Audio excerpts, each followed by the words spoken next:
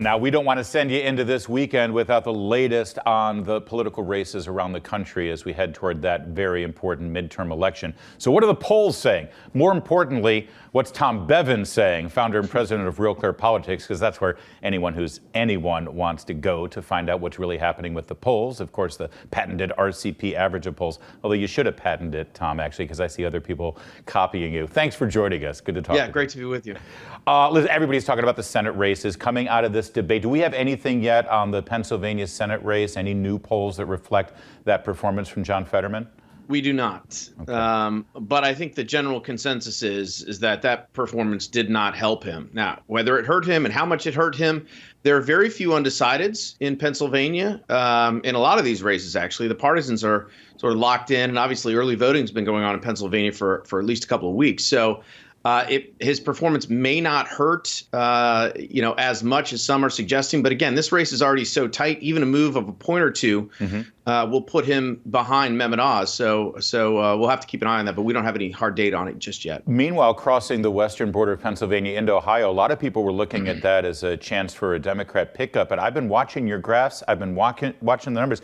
J.D. Vance took the lead several months ago, and it hasn't really changed much. He's kept his lead. Is there still a big undecided there? And is there a question that it could break one way or the other? No, I mean, Ohio has been one of those states that over the last three cycles, there's been significant polling error, underestimating GOP support by about 8.5 or 9 points.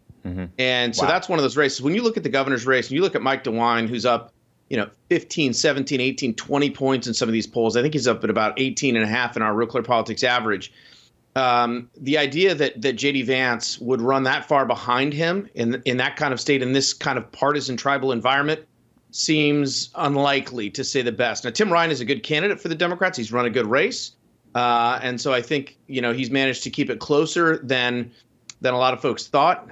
But, boy, it's tough to see how he's going to pull that one out, given just the way the political winds are blowing and the ideological makeup of Ohio in general. It's very, very favorable to Republicans. Well, and those were two pickups that Democrats were hoping to have. Now, two pickups that Republicans are hoping are Georgia and Arizona.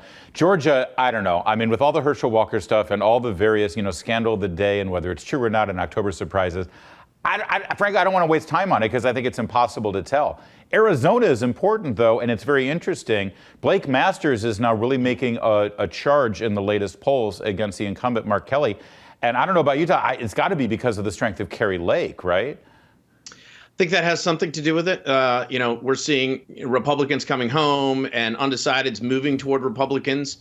And so Blake Masters, you're right, has closed that race significantly. And it's going to be very, very close. I mean, there's just no way that either of those guys are going to run away with it. I mean, the number to keep an eye on, though, quite frankly, there is not Blake Masters. It's Mark Kelly. Where is his level of support at? And if you look at these polls, he's under 47%, which, again, is not a good place for an incumbent to be with 2 weeks to the election. He's got to get to 50.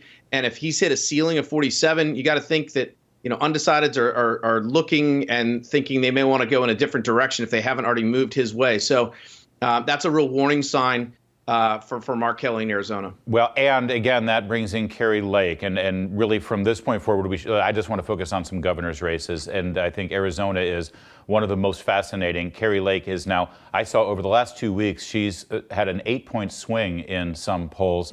And it's got to be a reflection of not only her strength as a candidate, but Katie Hobbs.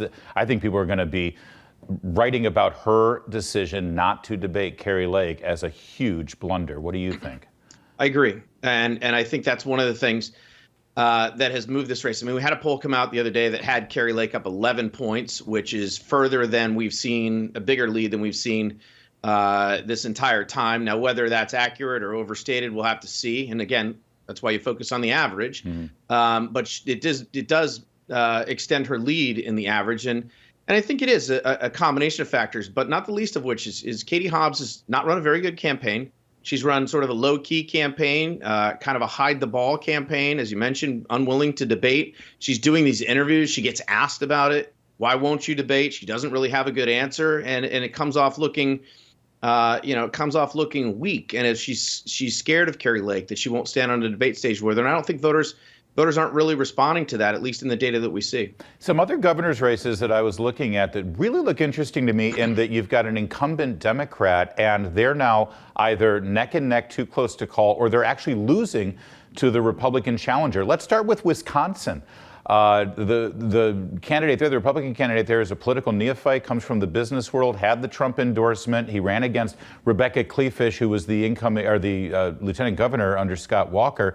But he's really done a good job of coalescing that Republican base there, and now he's just taken a lead.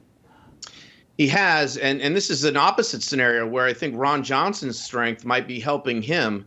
That in that same poll that had him leading, Tim Michaels leading by 1 point, Ron Johnson was up 5 points, which was one of his biggest leads. So it looks like, again, Republicans are coming home, and the winds are blowing in their direction, and they're consolidating some of that vote. And Amanda LaBarnes is not a real strong Senate candidate, but Tony Evers is he's an incumbent.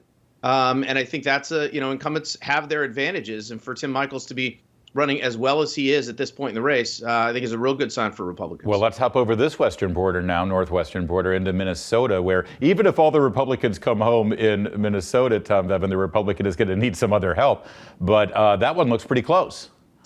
It is. I mean, it's about we have a couple polls, not a ton of data there, but showing it, a 2.5 point race on average. And this is one of those. I've been focused on Minnesota as sort of my sleeper race because the upper Midwest has been fertile ground for Republicans over the past 3 cycles. When you look at places like Michigan and Wisconsin, we had some close races in Minnesota that people didn't really pay attention to.